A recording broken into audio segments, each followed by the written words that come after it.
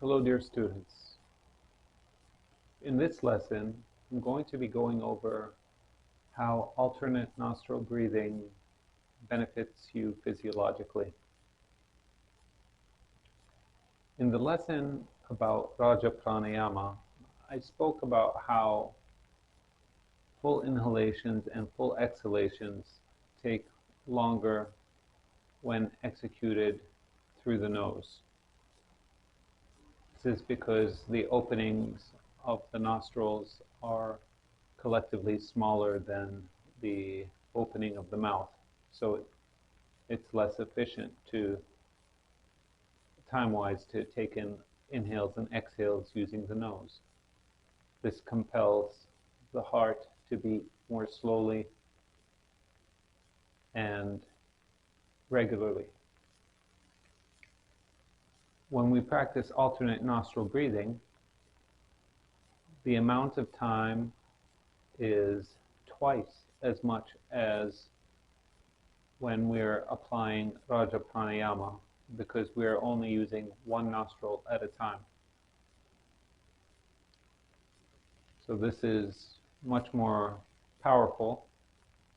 The trade-off being, of course, we can't practice alternate nostril breathing while we're doing our physical movements, but for a dedicated pranayama practice,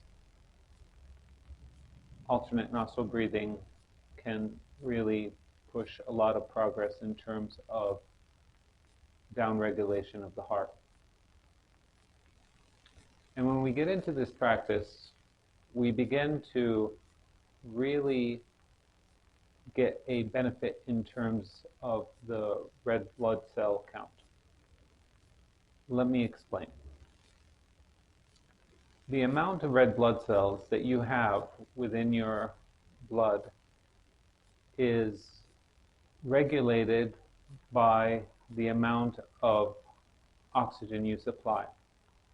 So if you're taking incomplete breaths and only utilizing a fraction of the capacity of your lungs, your body has no reason to produce lots of red blood cells to capture that resource.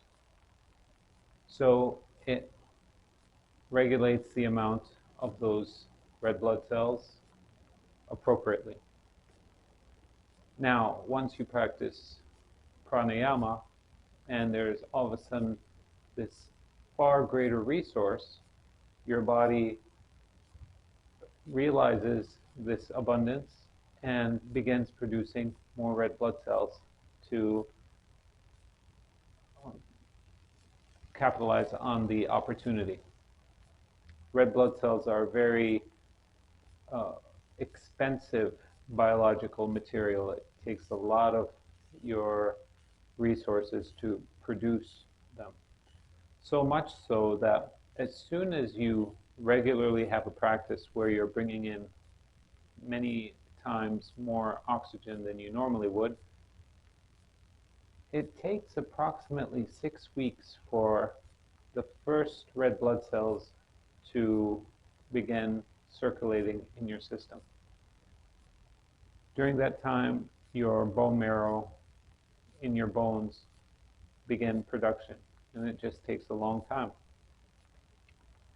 So if you begin practicing yoga and you stop within a month or are irregular, you're not going to see the type of energy differences as you would if you're practicing every day past that threshold.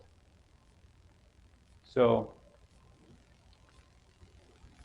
realize that casual practice does not net the same experience or benefits as consistent, regular practice.